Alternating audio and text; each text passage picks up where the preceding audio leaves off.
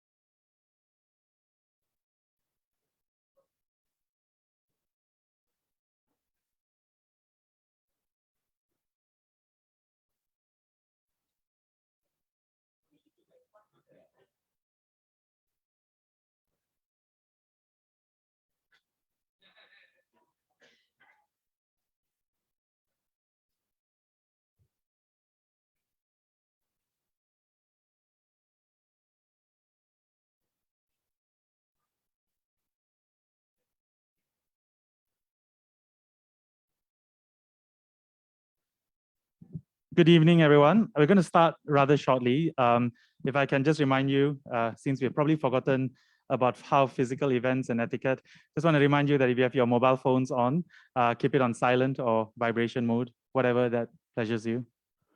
I'm going to, I guess, can we have the individuals who are out there, can we usher them all in? And maybe can we invite people to maybe come in the middle of those in the middle here to come in so that it'll be easier for guests as they come through. They don't have to cross over you and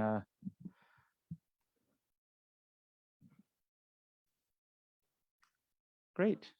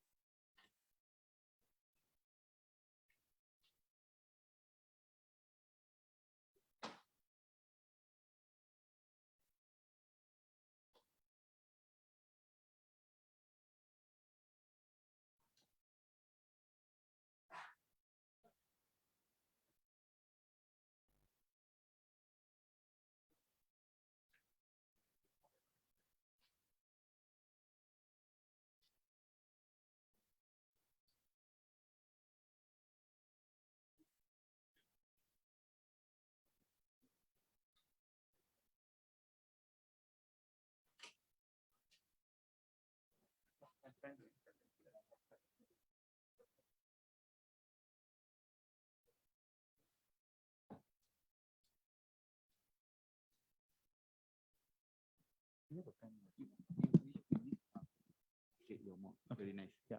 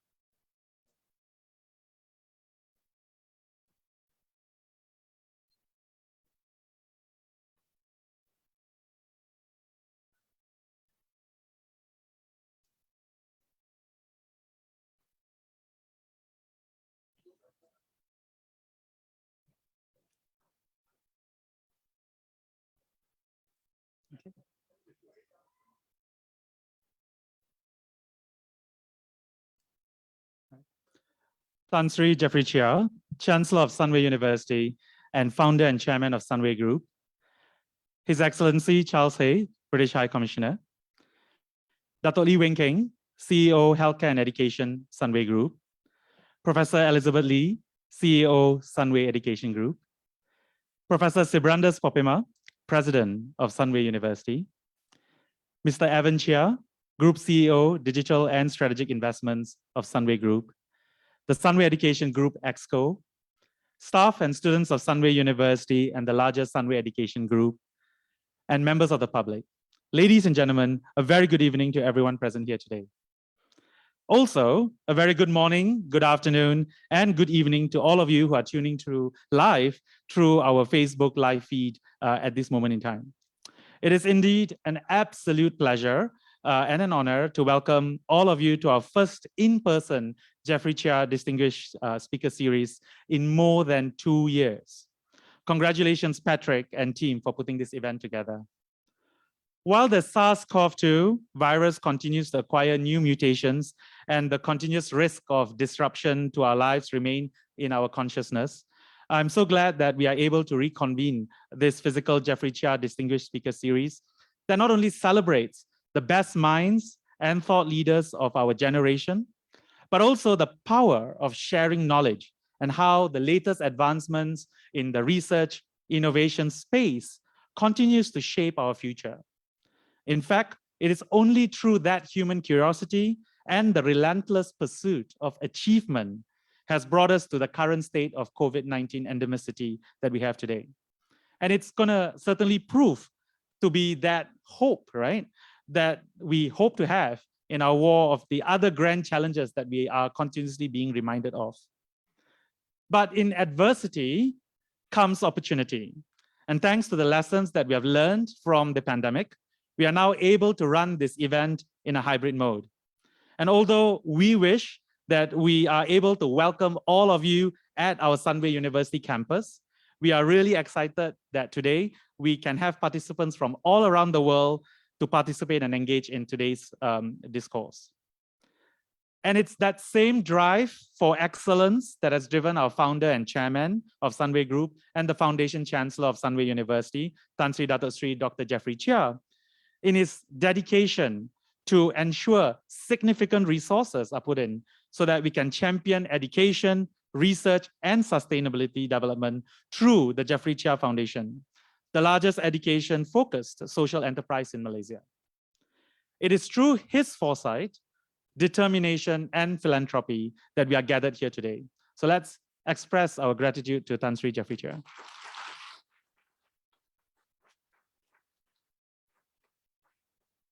And we are certainly really hopeful, no pressure, that today's lecture will continue the rich tradition of this Jeffrey Chia Distinguished Speaker Series that has been established over the last decade in really creating awareness on things we never knew that we never knew, and you will know in the next 1 hour.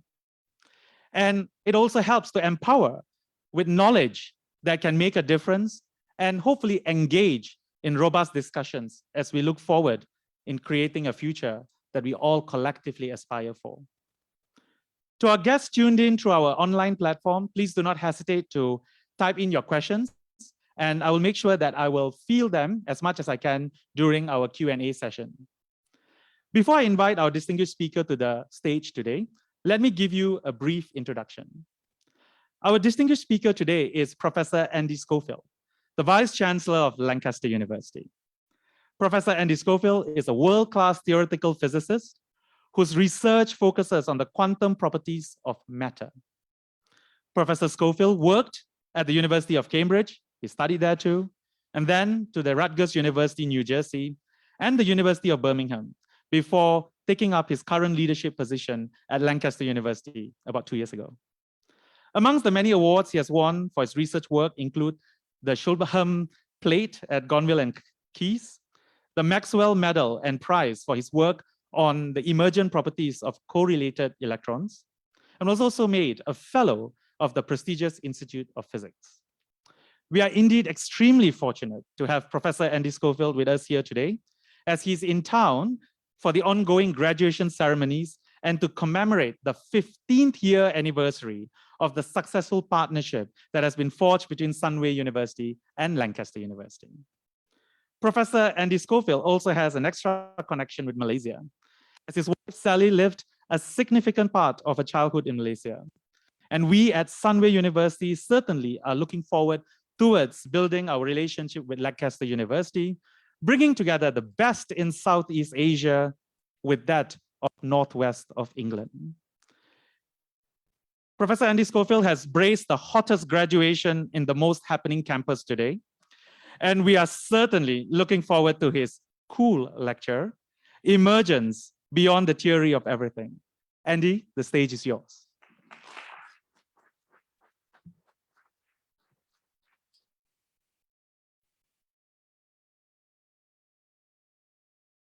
Abby, thank you for that warm introduction. I hardly deserve it. I'm in such distinguished company, not just the distinguished speaker series itself. Geoffrey Cheer's wonderful sequence of speakers shames me by its magnificence, but also as you listed the many wonderful people in the room, I wondered if I was going to have time to speak at all. But thank you very much indeed for coming. And I'm going to attempt to do something slightly different for me. Usually this is going to be a physics talk. I'm conscious that when people discover I'm a physicist, I'm usually told at which stage in their education they stop doing physics.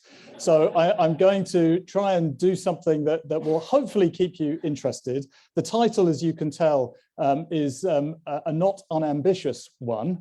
And so I'm going to try and explain what I mean by the theory of everything and what emergence is and what that might mean for us. And then the bit that is really unknown is I'm going to then make a connection to what I do for the majority of my day job now, which is to run a university, and how I think some of the connections and ideas that have animated my research over the last 20 or 30 years might have some bearing on how I think universities can thrive into this millennium and beyond. So for those that didn't quite pick up the geography from the introduction, yes, we're in the northwest of England, up very close to the Lake District, and Lancaster University is a campus university set in the heart of the beautiful Lancashire countryside, very close to the Lake District. And as you also heard, I'm here in no small part to the Lancaster Sunway partnership, which has been going strong for 15 years. And we've celebrated those 15 years with the planting of 2 trees. One tree in Lancaster, which we planted a month or 2 ago. It's still going strong. And the other planted not a few minutes ago, just outside this building. And so with some deft wizardry of PowerPoint, I've managed to get both pictures into there. But it's a great honor to be here. And I do pay tribute to Tanshri Geoffrey Cheer for his insight and leadership over many years, and particularly in this wonderful partnership that we enjoy between Lancaster and Sunway. Sometimes interesting to know where I've come from, and I owe so much to my parents and my family. They were not poor, but not well off either, and pretty much all of the money they had, they put into our education, which has taught me from a very early age the value and power and importance of education. And as I see students graduating today, I know the sacrifice often and the power and love that has often gone to those parents and families supporting students. And my father was a scientist by background and worked for the government for a short while, and then in industry eventually as an electrical engineer. And I do sometimes wonder whether my interest in science and in physics in particular was an effort to try and understand what my father would say around the dinner table about what he did. He often says maybe we've sort of passed like ships in the night, and now he wants to understand what I'm doing. And part of this talk has in part been used to try and explain it. So to some theoretical physics and physics in general. What is a physicist and what does a theoretical physicist do? Well, this is pretty much my best explanation. What we try to do is to understand the physical universe around us using the language of mathematics to make testable predictions. It's extraordinary that mathematics appears to have such relevance to the physical world. It's one of the mysteries of the universe, actually, that math seems to be the language that the universe speaks in. But the importance of what we do is not just in understanding, but making predictions and connecting those theoretical ideas, which are often born out of experiment, to making testable predictions that we can often turn into useful technology as well as intellectual curiosity. And the method that for a large part has driven theoretical physics is a rather ancient method, which sometimes goes by the word of reductionism.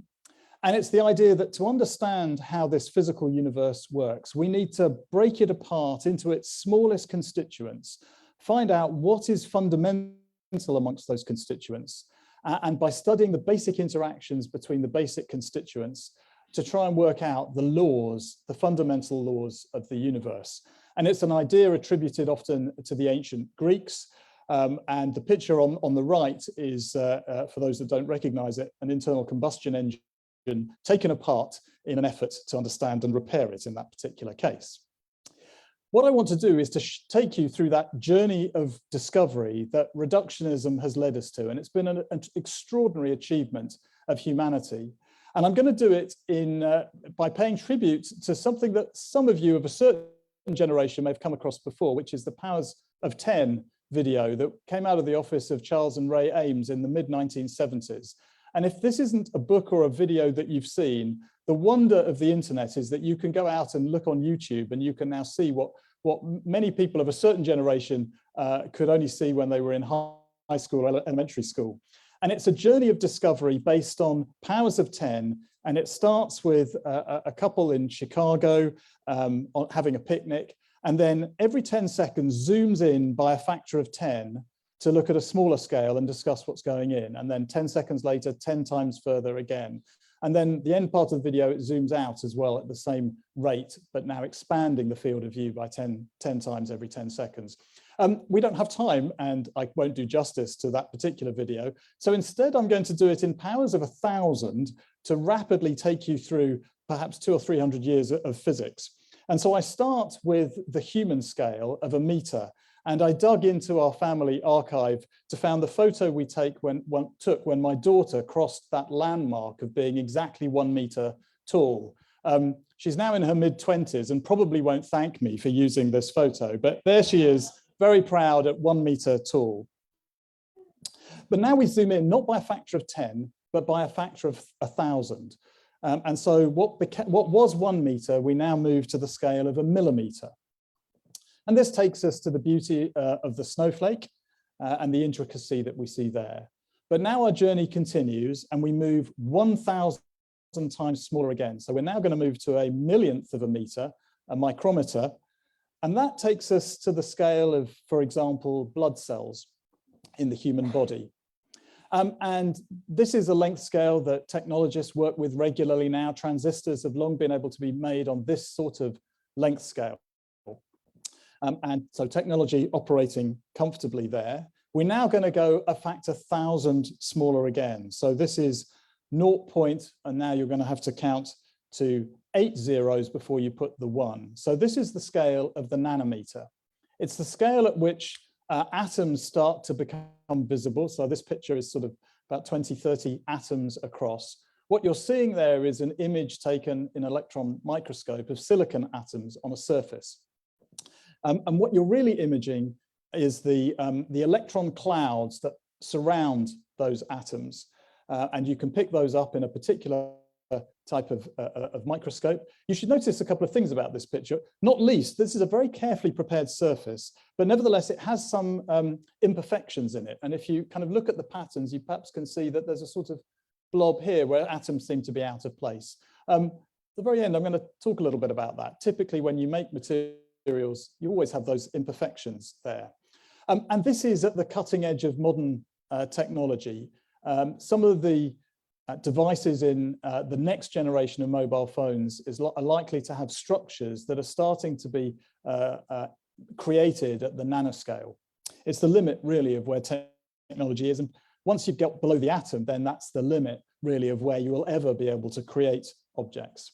In part, I say that because when we go a factor 1,000 smaller again, so this is a picometer, you see, well, nothing actually, unless you look very carefully, and in the middle of this, you can see a little blob there.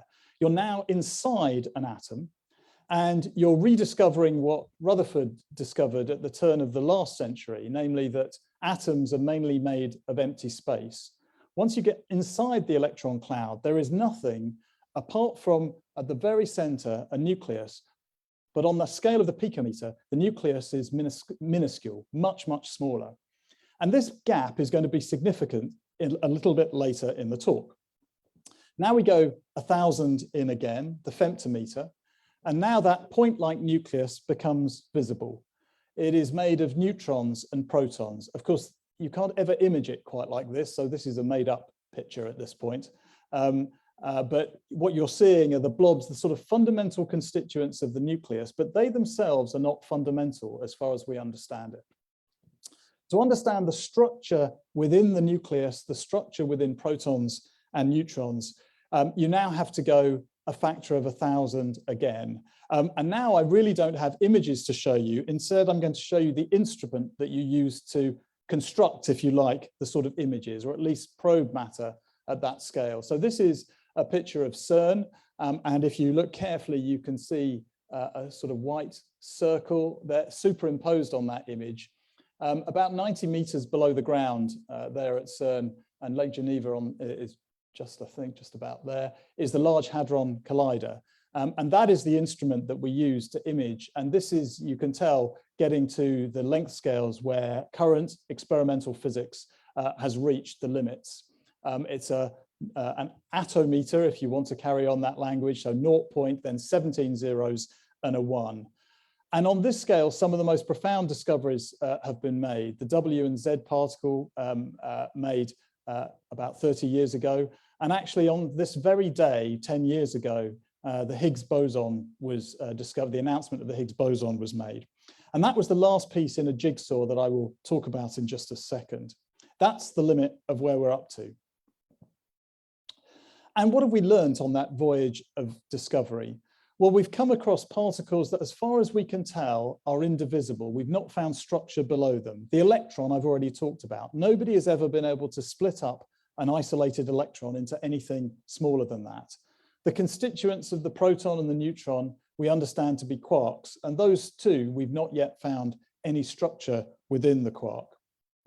And those fundamental constituents interact with forces. And the forces I haven't talked about, and so now I'm going to just take you through the forces of nature that define what happens between those particles. Perhaps the most familiar particle that force that you will have come across is the idea of gravity. It's the thing that keeps you bound to this planet. What you may not realize, though, is gravity is by far the weakest of the forces of nature. In essence, it needs a planet-size amount of stuff to keep you stuck to the floor, but to stop you falling through the floor, it only needs a handful of atoms, and they're holding you up through electromagnetic forces. So those are the forces of magnetism, which you may have played with magnets many times. You may have used a magnetic compass, which directs itself to find magnetic north. And then there are electrical forces too, and this person is touching a highly charged Van de Graaff generator. It's putting a few extra electrons onto his hair, and that makes his hair repel each other. The electrons are all negatively charged, and that's important for a little bit later in the talk. One of the forces, well, the electric forces we know cause like charges, identical charges, to repel each other, and so two electrons repel each other with a force that is about 1 with 40 zeros after it, stronger than the gravitational force between them. So electric forces are much, much stronger than gravitational forces, which is why it's not too difficult to make structures, at least to hold you against Earth's gravity. And then there are two more forces which are much less familiar to everyday life. One is called the weak nuclear force. And if we were doing this in the 1950s, there might have been around the room fire escape signs that were illuminated by radioactive radium, which when it emits radiation, it actually fluoresces and makes light through its own sources, so it doesn't need a power supply. Needless to say, those radioactive sources tend not to be used in production anymore. The other force, so it's involved in radioactive decay, and the other force is the thing that keeps the nucleus together, which is the strong nuclear forces. So I've already said that like charges repel each other. So what holds the positive nucleus together, even though it's made up of multiple protons? The answer is the strong nuclear force, which can beat that electrical force, but only does so over very small length scales, which is what allows the atom then to form. But there's something truly remarkable about these forces, which was first noticed in about the 1870s by James Clerk Maxwell, that electricity and magnetism are not two separate forces, but are actually two facets of the same force.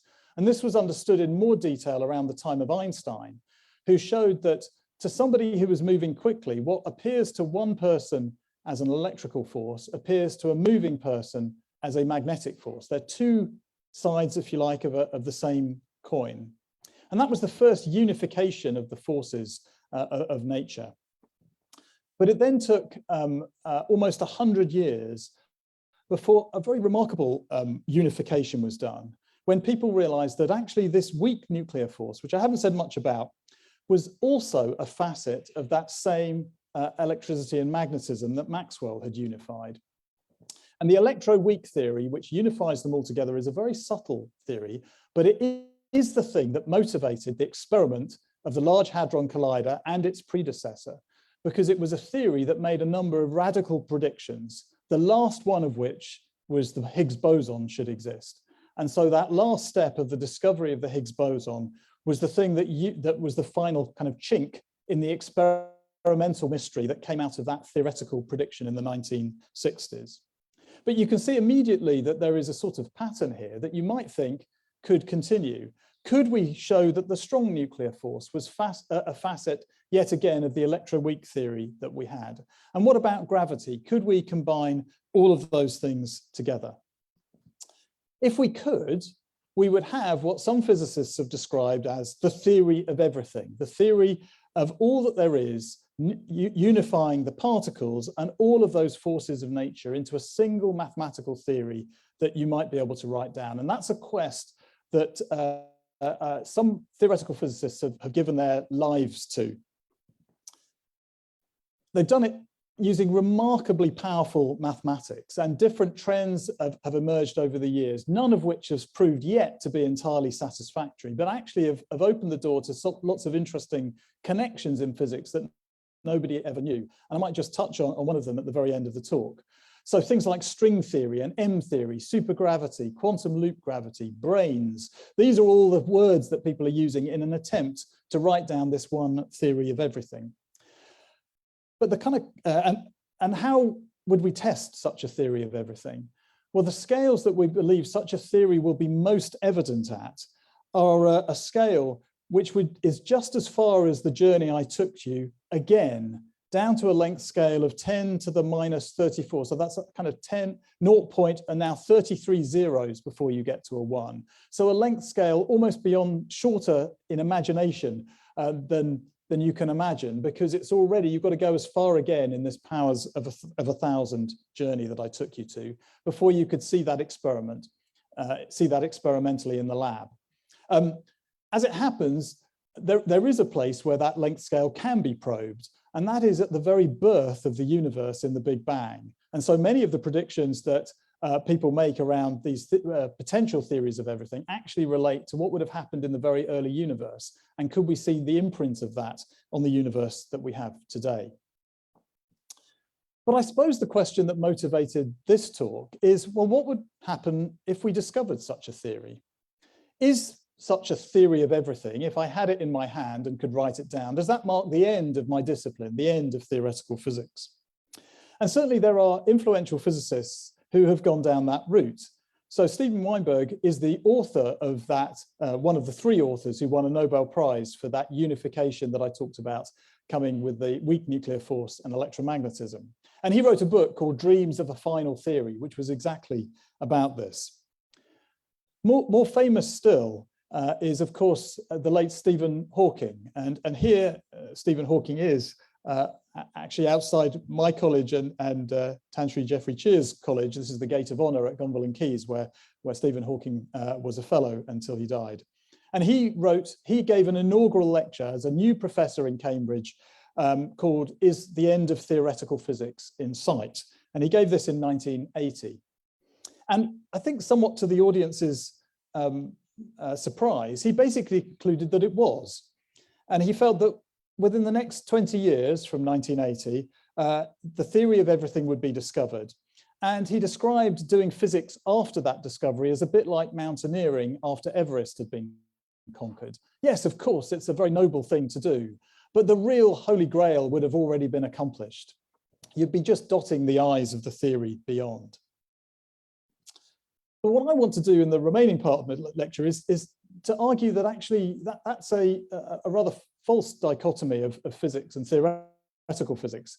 Could this reductionist viewpoint be missing something? And my whole research career has been connected to a completely different journey of discovery, which it may have some relevance to this question of whether there is physics, fundamental physics, that lies beyond the theory of everything. And the reason that motivates me to say that is because in many respects, we have the theory of everything.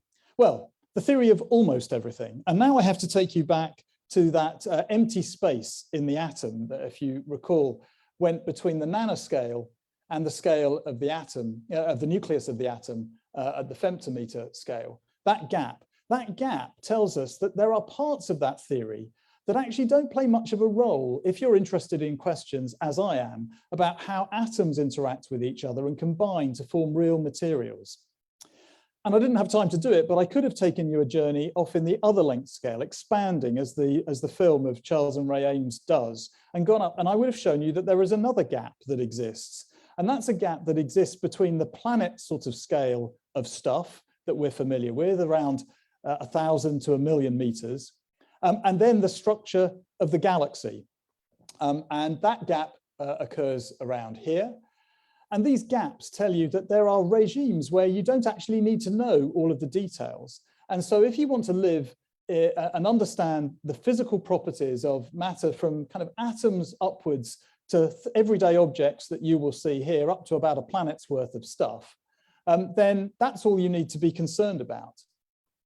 And so we can ditch the physics of the nucleus, fascinating though it is, because to the atom, to the electrons around an atom, the nucleus is just that point at the center. And all of the interesting physics of galaxies are not really very relevant, actually, to pieces of material that you might make in the laboratory. You need a planet-sized amount of stuff. You need a star's volume of stuff to actually start to see gravity really act. And so if you're prepared to limit yourself to those questions, and I admit that that's fairly limiting, then you've got the particles of the electron and then the point-like positive nucleus. You've got the forces of electricity and magnetism, and you've got the rules of the game that they operate under, which I haven't talked about, but that's the rules of quantum mechanics. And those were unified together in a single equation in 1926 by Erwin Schrödinger. And the Schrödinger equation is therefore, in my book, the theory of almost everything, and you can write it down and discuss it. This is the only equation in my talk, by the way. And so I decided it'd be less intimidating to write it on a board and take a picture of two friends of mine discussing theoretical physics in front of the theory of almost everything. So this is what you need to discover the matter around you. But what we've discovered, and here is the lesson of the reductionist viewpoint, that having taken matter apart, it turns out to be much more challenging to put it back together again. And you see my parental guilt came in at this point, and having taken a picture and used a picture of one of my children when they were young, I had to embarrass equally all of them. And so here is my youngest son, and he also is in his 20s now, discovering that having built something, taking it apart and putting it back together again are two very different things. And final child picture, by the way, my oldest son playing chess. You see, knowing the rules of the game is not the same as being a master of it. And of course, as both my son and I discovered, both of us knew the rules of chess, but neither of us are particularly adept at it. But of course, chess then takes you down another avenue. If you know the rules of the game and I'm not clever enough to solve those rules, maybe we could just turn to the advances in computing power to help solve our problem. And of course, computing power has demonstrably changed our lives. However, it turns out that even a game as simple as chess has not been solved by computer. Oh yes, we've got computers now that no human can ever come close to beating. But they don't solve chess in the way that you and I can solve the game of noughts and crosses. You know, when a small child challenges you to a game of noughts and crosses, I hope that translates, by the way. So, you know, 2 lines, zeros and X's, and you're trying to make a line of 3. Yep. So it doesn't take much to realize that you can play in your head pretty much every game, and no matter, provided you do it right, you can never lose. You can always force a draw, whether you go first or second. And in theory, that could be true of chess. You could solve every game and you could know from every position how at best to secure a draw. But if you were to put every game of chess on one game of chess on a water molecule, you'd need the size of Antarctica's ice volume to store every game of chess that is possible to play. So no computer can hold that amount of data around just solving chess. So of course, the way that chess playing computers now work is using artificial intelligence, gaming it, playing against themselves many thousands, millions, even billions of times to learn strategies that are strategies so powerful that no human can beat it. And it turns out that the analogy between learning to play chess and solving the rules of chess and solving that almost theory of everything, the Schrödinger equation, are almost, it's a very good likeness that we can only solve that theory exactly for a handful of electrons and positive nuclei. Instead, we have to use powerful strategies to use a computer to understand the properties of matter. And that can be extremely successful, and there have been great breakthroughs in this, but it can leave stuff out. So what I want to do is to tell you in the latter part of this talk about what life is like with our theory of almost everything. And I'm going to touch on 3 different research areas close to my own discipline, because what we've discovered is that as we put matter back together again, new properties appear, fundamental principles appear that don't seem to be apparent from the isolated and basic rules of engagement, that almost theory of everything. And this was beautifully captured by one of the most influential physicists who sadly died at the start of COVID, though not from COVID, Phil Anderson, a Nobel laureate, who by a number of measures was the most creative physicist of his generation. And he's my, if you like, intellectual grandfather. So he supervised my PhD supervisor, but I got to know Phil a little bit. So there we are. And he was one of the pioneers around emergence. So I want to give 3 examples which touch on my own research of how new principles can arise and their connection, if any, to the underlying theory of almost everything. First of these is superconductivity, discovered in 1911. And what you're seeing here is a superconducting levitating.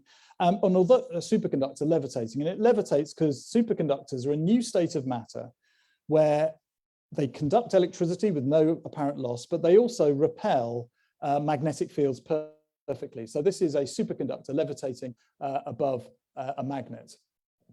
The understanding of this, the first steps to understanding it came almost over 40 years after the experimental discovery of superconductivity, and there's still many open questions about this. I was going to show a video of a levitating magnet, and this is an ancient film that I took of a levitating magnet. Maybe I'll show a little bit of it. So here we have an example of a bit of high temperature superconductor. This one is identical, it's just covered with PTFE tape, which will reduce heat loss when the experiment starts. And I'm going to immerse it in liquid nitrogen to allow it to cool down to a temperature of about -200 degrees C. Now, while it's cooling down, you can see this platform. It's a platform of magnets. And you can see that at room temperature, this piece of material has no particularly special magnetic properties. It just sits, as would a lump of coal, on top of this magnet. These materials were discovered about 16 years ago, and they superconduct at temperatures much higher than was previously known, which allows me to do this experiment with liquid nitrogen. Liquid nitrogen costs about the same as milk, in contrast to the old superconductors, which in order to do this demonstration would require more equipment and liquid helium. Liquid helium costs the same as whiskey. So at least we're saving the university a bit of money. Okay, this material is now cooled down to minus 200 degrees C, and I'm going to put it on top of the magnet.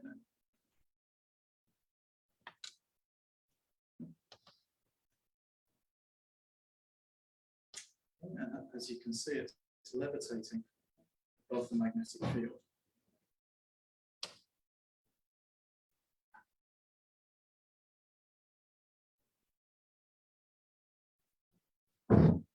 As it slowly warms up, it will lose its superconducting properties and it will fall slowly back down onto the magnet.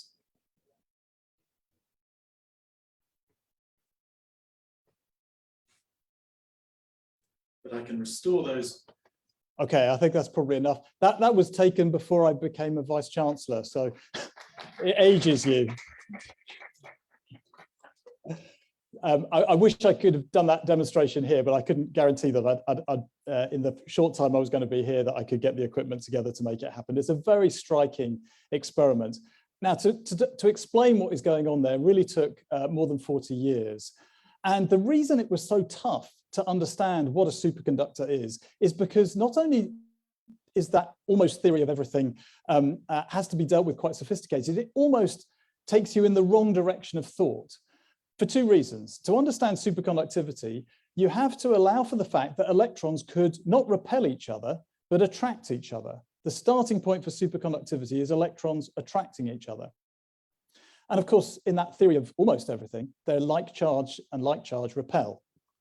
The second thing you had to do is to allow the number of electrons to fluctuate. Now, electrons are neither created nor destroyed, or at least charge is neither created nor destroyed. A very fundamental rule of nature, but to write down a theory of superconductivity, you have to allow for that possibility. So we were sort of straitjacketed by having that theory of almost everything. And that's what took so long to understand superconductivity. I'm going to take you to another experiment, which suggests that the fundamental particles, the building blocks of matter, might not always be as fundamental as you think. Now, to explain this particular graph, I have to tell you a little bit about something called the Hall effect. So you take a material and you put some electrical current through it, and then you put a magnetic field in a perpendicular direction, and that causes the current to bend and then build up a voltage across the side. And you can take the ratio between the voltage built up and the current going through it, and that forms a kind of resistance. So resistance, you may be familiar from high school, is voltage divided by current. This is a kind of resistance, but it's resistance in a magnetic field, and the voltage is in the opposite, is perpendicular to the current and the magnetic field. And what happens is the more the magnetic field is, the more the electrons try to bend and the higher the voltage is. And you should get a beautiful straight line graph where as you increase the magnetic field, the voltage and therefore the resistance goes up for a fixed current. And it should go up in a straight line, but you'll see in this experiment that was conducted in a material that was first, it's a human-made material by another collaborator actually of mine much later on. And what you see here is instead of that straight line, you get these sort of steps. They're called, technically people call them plateaus. And you can just about hopefully see the plateau, especially this one here. But the interesting thing is when you get to the top plateau, you find that the next one along is exactly half the way up. And this one is exactly a third of the way up. And this one is a quarter, and this is a fifth. And actually the understanding of this experiment is that what's happening is you are in effect counting electrons. So you turn the fraction upside down, and it's the number of electrons passing through as the elementary unit. And so that top plateau is something to do with one electron passing through. This one is 2 electrons, 3 electrons, etc. Great, Nobel Prize got for that. That was very good in a discovery in 1980, and the theory came very quickly afterwards. But then what happened is that my friend Mike Pepper and others made even more pure materials and kept pushing it. And what they discovered is, yes, that does work, and there is that plateau number 1. But as they kept on going, they saw a whole load of new plateaus developing. And this is a great puzzle because let's take this particular one here. This occurs at 3 times this one. And you remember, you turn the thing on its head to work out how many electrons are involved in making the plateau, and you find a third. But I told you right at the start that electrons are indivisible. We've never found an experiment that takes an isolated electron, breaks it apart into something more fundamental. And so, in a sense, you're discovering something in this material that cannot happen to an electron in isolation. So the fundamental building block in this experiment is not so fundamental. And you might think, well, you've just misunderstood what's going on here. You know, you just didn't understand or interpret the plateaus correctly. So others did an experiment, a different experiment, to see if you could see in that same 1/3 region, the same evidence for 1/3 electrical charges. And the experiment is as follows. Can you imagine being inside a hut with a tin roof, and the rain starts? And as the rain starts, it starts pattering on the roof. And you might imagine that if you collected the rainwater and listened to the pattern, you could work out roughly how much rain was in a raindrop. Obviously, if someone chucked a bucket, you would get one big sound and you would get a lot of water. And if you just had a tiny drop, you have, say, a sound, but you have a very small amount in the bucket. So you can use, if you like, the noise of the flow of things and relate to how much you're getting to work out the size of the droplets. And in essence, that experiment was done in that 1/3 plateau region. And what you discovered is that that noise type experiment revealed that the charge was exactly 1/3 of an electron. So the interpretation of the experiment is right, but it's showing you that 1/3 of electrons exist in a certain sense in this material. So it's, you know, the craziness of this is as follows. It's as if I gave my youngest son this set of building blocks and said, I now want you to build something that will get through this. You know, it can't be done, can it? At least it can't be done using classical physics. You have to use that complexity of bringing matter together, the ideas of emergence, to develop a theory for what's going on here with the constituents that you have. And here's the final example, which kind of makes connection to some of the stuff that I'm working on right now. And that is to show you that not only do the rules sometimes not help you, not only is it the case that things that you think are fundamental may not be, but you can get new types of particle that have no correspondence in the experiments that people see at the Large Hadron Collider. And so the sort of experiments that my colleagues are doing and that I'm trying to explain are done in quantum wires. So this is an electron microscope image of a thin nanotube. So this is carbon. Here's an idealized structure of it. And by making a very thin wire on the atomic scale, you can trap electrons such that they're unable to move in two of the directions. They can only move backwards and forwards along the wire, and they're confined, and that's known as a quantum wire. And the crazy thing about the quantum wire is it is an example where we can start to use an approximate theory based on that theory of almost everything to solve something. And there we discover something remarkable, that out of that, two new types of particle emerge. And I'm not going to have much time to explain what you're seeing here, but this is a kind of cartoon version of what can go on. So the circular blobs are the nuclei, and I'm imagining one electron sitting on an atom, and the electron is the arrow. And electrons come with electrical charge, and they also come with magnetism. And I haven't had time to talk about that, but it's a magnetism that can either point north or can point south. So you've got an arrow pointing up or pointing down, representing the magnetism of the electron. And in these particular materials and the models that we solve, first of all, the electrons repel each other. So they only really want to have one of them sitting on an atom at a time. Two, they don't like that very much. And the other thing about the magnetism is it likes to point opposite to the neighbors. And the magnetic direction is conserved. So the only thing that can happen is that two neighboring magnetic directions can reverse. And so what you're seeing in the cartoon is electrons jumping from atom to an atom, but they can only move when they find an empty atom next to them. And the arrows can reverse if they've got two arrows of the opposite side around them. But what hopefully you see is that there are kind of two objects that are in this picture. There is the empty atom that is moving backwards and forwards, which I can just about track. And then there is a disruption in the magnetism where two ups are sitting next to each other. And in quantum mechanics, those become particles. And we call those particles the holon, for the hole where the charge is not, and the spinon, because the magnetism is related to the spin of the electron. And so, can you see this in an experiment? Well, a long time ago, I and some friends designed, we're theoretical physicists, so we design experiments, but we do it on pen and paper. So we designed an experiment that should be able to image the spinon and the holon. I don't have time to explain in detail how that experiment works.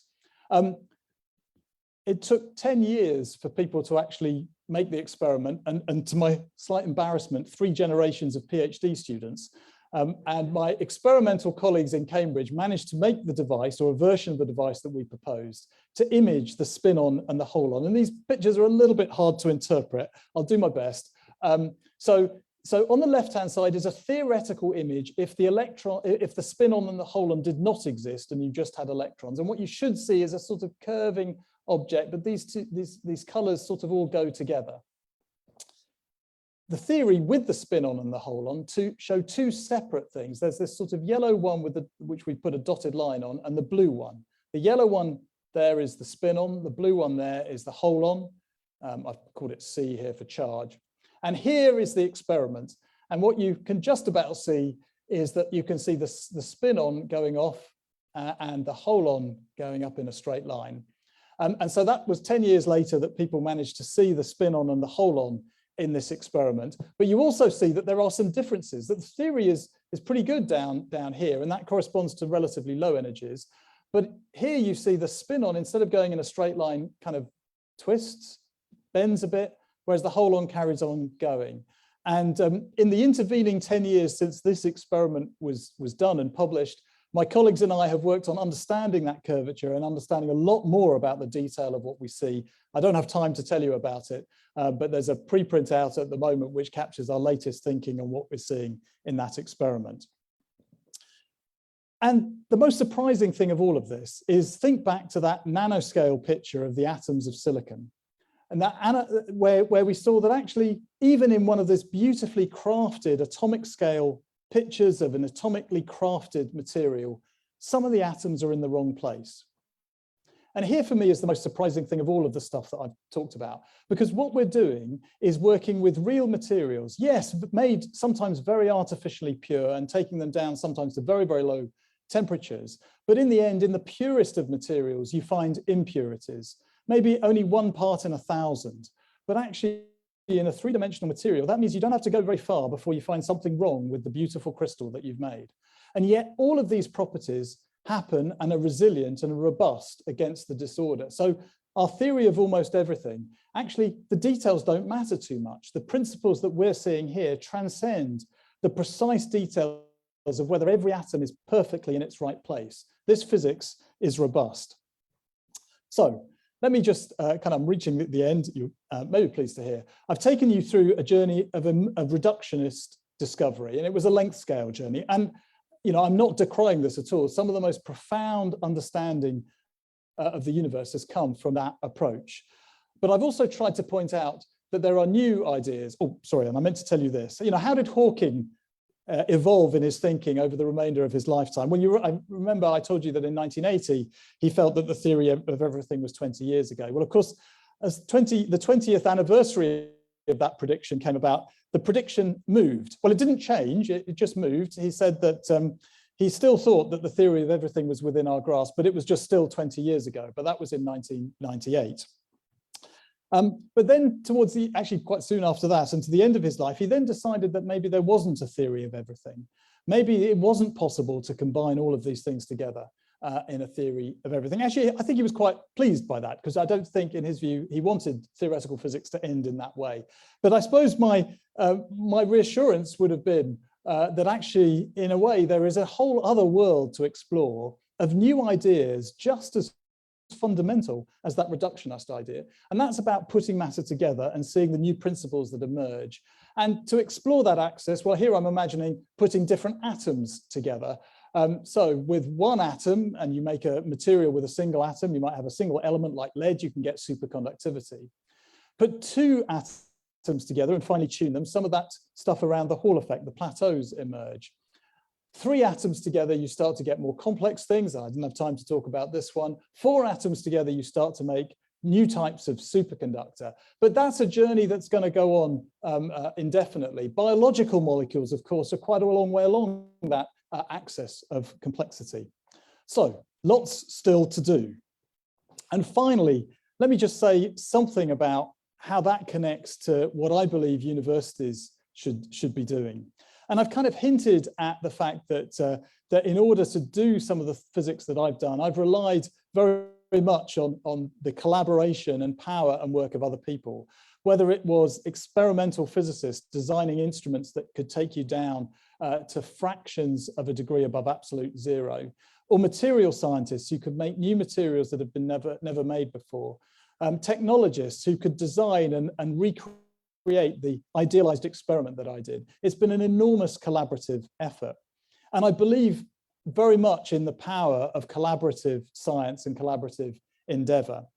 But some people take that a little bit too far and say that all that is left is the physics at the interface between those disciplines.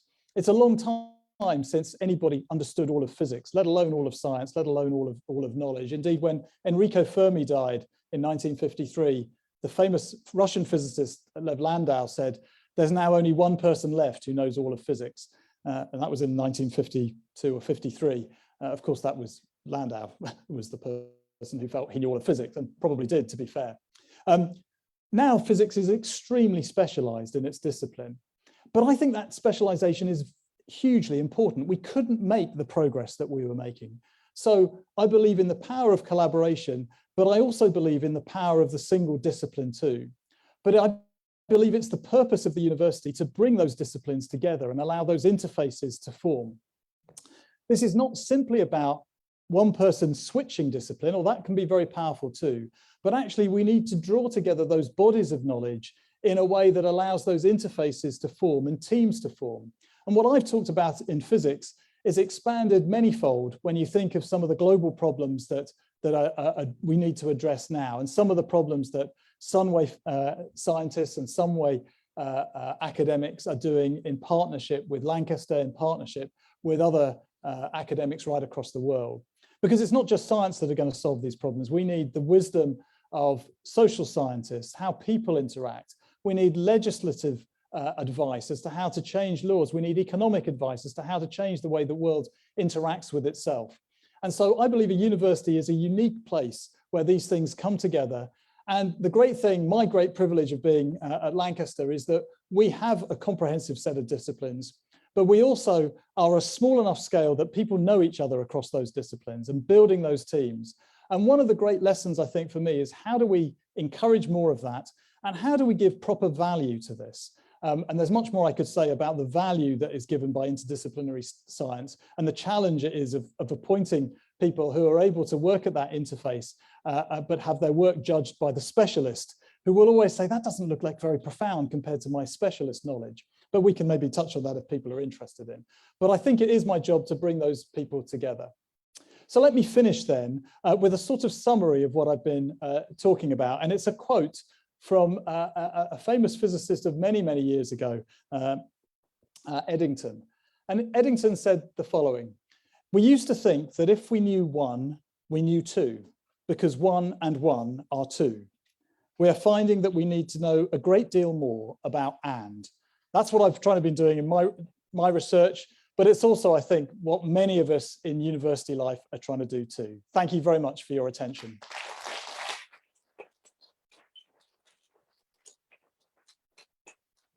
Wow, Andy, thank you so much. I think you're right. At the start of the lecture, you said that certainly the first thing that we will all be reminded about is when we stopped learning physics. But jokes aside, I think you really gave us a fantastic showcase of how this thought that we don't really understand something unless we totally reconstruct it from scratch. And there's these parallels in genetics and of course, like some of the gain of function experiments that you see today, to then some of these evolving ideas on how we can understand these complexities of these interactions. We're now going to open the floor for some question and answers, as well as from our Facebook live feed. So anyone with any questions, or you're still, oh, great. So of course we have our immediate past Vice Chancellor, Professor Graham Wilkinson, also an eminent physicist. Can we have, yes. Thank you for a fascinating lecture. Yes, indeed, I was a physicist once who became a computer scientist. I'd like to ask you a question. I've been reading recently some contemporary philosophers who say that we're actually living in a giant virtual world, that the entire universe is a computer simulation. And as you start to probe down into these finer and finer details, as you've been doing in your work, actually the most fundamental building blocks of the universe are actually bits of information. And actually, it is a huge simulation based on bits and information. That's the most fundamental part of what the universe really is. So I'm kind of curious to know what your view is on that kind of understanding or view of the world and the universe. Okay, well, it's a philosophical question, and the danger with physicists talking about philosophical questions is that they can go off on extraordinary tangents and be woefully wrong in every respect, and professional philosophers come back and tell you why they're wrong in no uncertain terms. So I'm interested in things that you can experimentally test. So it's a lovely, interesting idea, philosophical idea, and I guess the writers of The Matrix would probably have something to say about that. I'm interested in the test of those ideas. Is there an experiment that within this so-called simulation we can do that proves that it is a simulation? And I'm always intrigued actually by people doing experiments at that cutting edge. If it was a simulation, someone's having to think, oh my goodness, they've tested this now, I've got to create a new algorithm that covers that. And I think for most people, they think it's that small length scale, but actually the most interesting thing is low temperature physics, because the Big Bang was a very hot, dense place of matter, and that the universe has been cooling down ever since. And the current temperature of the universe is 2.7 Kelvin, which means that until humanity did experiments where they artificially made the universe colder than that in the laboratory, no part of the universe, unless another intelligence had been doing this before us, had ever created states of matter that existed below about 1 Kelvin. And so it's not just in the Large Hadron Collider that your computer simulation is being tested. It's every time a low temperature scientist kind of pushes the boundary of low temperature physics, because the universe hasn't cooled down enough to actually get there anywhere else, which doesn't really answer your question. I suppose what I would say is that in the end, information is measured in bits, and what you are doing, and quite a lot of powerful theoretical physics, and actually I did make a hint that I was going to connect about some modern theoretical discoveries. One of the interesting things is thinking about the surface of black holes and the information content of a black hole. And in particular, how that information content of the black hole emerges or is lost and equilibrates. And that's exactly what people do. They think of the surface of the black hole as a set of bits and ask computing type questions of it. And one of the most powerful bits, and this is why I didn't, I in no sense should anyone interpret my talk as denigrating the efforts of people doing string theory, because they've shown the mathematical connection of the bits on the surface of a black hole with a very great connection to a very great puzzle around high temperature superconductors, and shown that the way that the information in a high temperature superconductor equilibrates, kind of gets back to thermal equilibrium as fast as a black hole surface does because of that bit-like study. I don't really have time to talk about it. So I'm not really answering your question, but the notion that information theory connection to bits actually is powerful through a lot of disciplines does actually hold here. Great, thank you. All right, so any questions? You certainly don't have to be a physicist to ask a question. No, please. He did talk about everything, so you can certainly ask anything. Hugh, go ahead.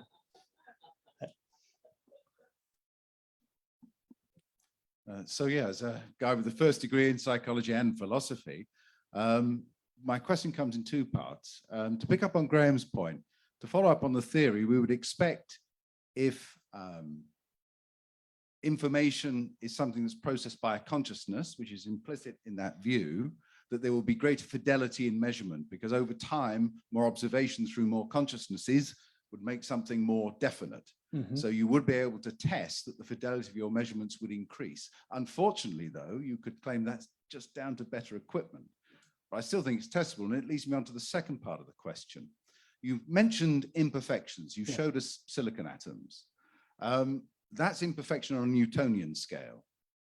Do you think that on a mathematical scale, that perhaps there is a pattern beyond? So almost like Kepler got it wrong about the planets because he was looking for perfect spheres or platonic solids. It was only with the discovery of the ellipse that it worked. There's a higher mathematical pattern or symmetry that actually explains the imperfection. Thank you. Multiple levels of your question. The mathematics of imperfection is actually a very rich area and discipline, even within physics, let alone philosophy. And actually, there are powerful symmetries that emerge out of imperfection. And a lot of physicists, particularly, it thrived in the 1980s, but the ideas of that are still working today. And in fact, often you make a lot of progress by assuming complete randomness. And you take the most extreme version of imperfection and say it's totally random. And you can make theoretical progress in problems that you couldn't otherwise solve through that. So there are quite a lot of sophisticated mathematical tools that not only deal with imperfection, but use it as a strength to solve problems that you can't otherwise solve.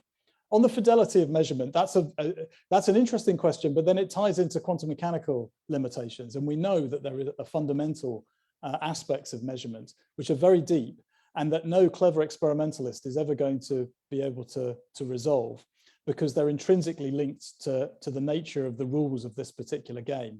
Actually, the truth of this is already seen in that gap that I showed between the electron clouds and the nucleus of the atom. Because you should ask the question, well, why don't the electrons just move a bit closer? Why do they bother leaving that empty space? And the answer is Heisenberg's uncertainty principle, that if the electrons were to get bound more closely to the nucleus, you would know where those electrons were, which would mean through the uncertainty principle, they would have to move faster and have higher momentum, but that then takes them away from the nucleus. So that balancing act that sets the scale of an atom at being a few fractions of a nanometer is set by the quantum mechanical uncertainty that is intrinsic to the way the universe operates. So eventually, with fidelity, and maybe our computer simulation has already got that built in, worrying about the fidelity, that limit that you might get. Let's put in the Heisenberg uncertainty to ensure that no clever simulated human ever gets down there. I don't know. Yeah. Thank you. We have one question from Facebook, Wong Jianxiang. And I think it's quite an interesting question, and I think really important because your video demonstration of the really cool experiment on superconductors, I think is something that we can perhaps think about further. His question is, how do we further spark interest in teens and young adults in Malaysia to pursue theoretical physics? And I think this is part of a lot of the decline in STEM-based research. There has been a greater focus on applied research where you need to have an application in mind and what have you. So do you have any recommendations? I mean, I guess at maybe what you're doing at Lancaster, or maybe even some policy recommendations. So I think that's a really important question. And I mean, I think it talks to the challenge of the basic sciences, for example, versus engineering or the applied sciences and applied disciplines. Now, all of them have their strength. So, this is not a value judgment, but if your question is, how do I excite people around, sorry, I'm looking at you, Abby. I realize it's a Facebook question, so I should talk to the internet, but you posed it. So my natural inclination is to turn to you. But I do think that there is a different kind of wonder in some of the questions that I talked about. And many of us got interested in science and ended up doing the things we do, which are actually doing something quite different from if you talked to me when I was the age my children were when in some of those photos. I was fascinated by astronomy. I tried to build my own telescope. I desperately wanted to, I read every book there was on astronomy. The Viking landers were happening at that time on Mars. So I was really interested in all of that kind of stuff, and still have an interest. And it was that sparked my interest in physics. And then as I went to university, I suddenly realized actually there were different problems that I got more interested in. And actually, as a graduating student, I got quite interested in the string theory, the theory of everything. That was, after all, I'd been to Stephen Hawking's lecture. So Hawking gave some secret lectures before A Brief History of Time was published. They weren't advertised. You just got to hear about them through word of mouth. And you can imagine, I think it was four lectures. So the first lecture, hardly anyone's there. By the last lecture, every student was going to these lectures, fascinating. And that got me interested in the idea of string theory. So when I was looking for a PhD, I've actually got offered a string theory PhD in Oxford where they were doing loads of stuff.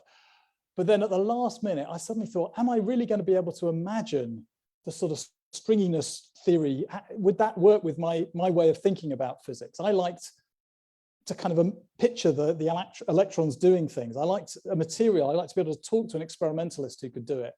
And so I think you get interested in one thing and that interest takes you down a different path. And that was why I switched to the sort of physics that I do now. So I think what you've got to do is find what motivates and excites people and not put people off at coming to university, because there is time beyond university. Physicists get jobs doing all sorts of things because physicists generally have a set of skills that transfer into other jobs. And I think one of the slight dangers in saying, well, we've got to do everything applied, is that's great when you know what your application is going to be. But the students that we're graduating now are going to be very different, I think, from my generation and the generation before me. My father worked for basically pretty much one company all his life, doing very similar things. And I'm not a very good example to follow either, stayed in the same sector, but most of our graduates will do one thing for 5 years, then they'll switch and they'll do something completely different. And so their time at university isn't about preparing them for the one job they're going to do. It's about giving them a set of life skills that they will draw on throughout their lives. And I think, for my own part, almost every university subject has something. Well, every university, so I have to be very careful what I say here. Every university subject has got something that will give you those critical thinking skills that will take you from one job to another. And maybe I should, I went to an education conference in Singapore about 4 or 5 years ago, and they were agonizing because they were exactly doing what you said, preparing people for the job. And they were now saying, but the jobs are changing so quickly, we can't prepare people for that world. So what are we to do? And I'm sitting there in the audience as a physicist saying, that's perfect. Preparing people with the critical skills to solve those things. Because, let's face it, the generation of students we're graduating now will be tackling problems that aren't in textbooks. They need those skills. And fortunately, a historian in the audience put up their hand and they said, well, that is what we do in history. So every subject can say something about it. Brilliant. Thank you, Andy. And I think that would be our last question that we're going to field today. I'm sorry that I can't field any more questions, but please join me in thanking Andy for your yeah. Thank you. That's right.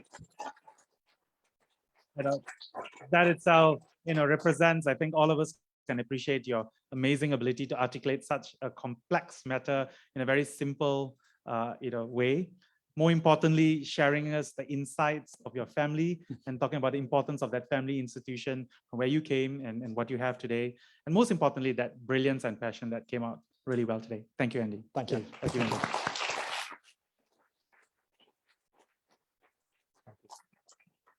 Now, I would like to invite the president of Sunway University to accompany Dato Sri Dr. Jeffrey Chia to present Andy with a token of appreciation on stage.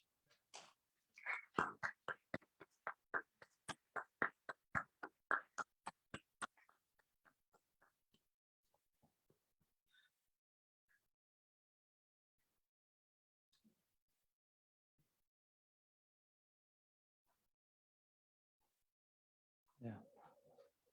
Okay.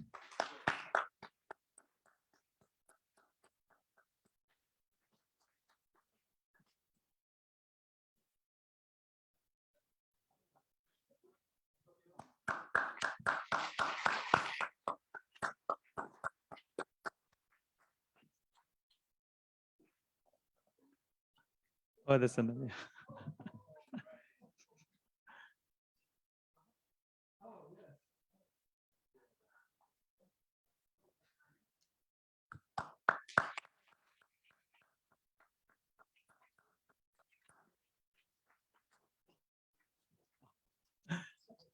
Great.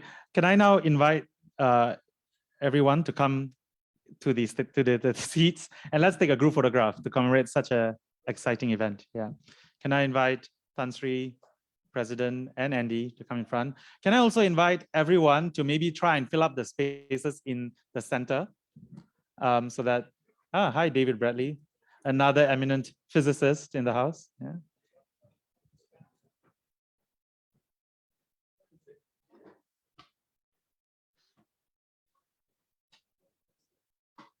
Yeah, please notice it. Okay. Sure. No problem. Have a seat. Yeah, no problem. Okay.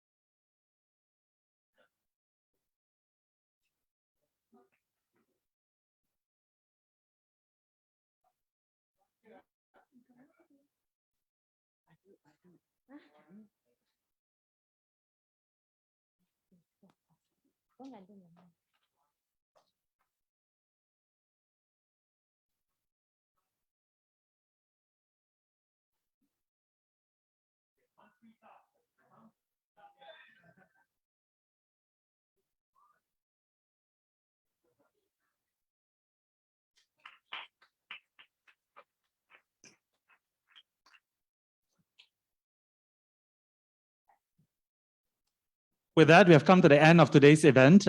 Please continue getting our updates. I mean, for the next JCDSS event that's coming up in the next couple of weeks on public health. So we look forward to seeing all of you. Thank you so much and have a very good evening.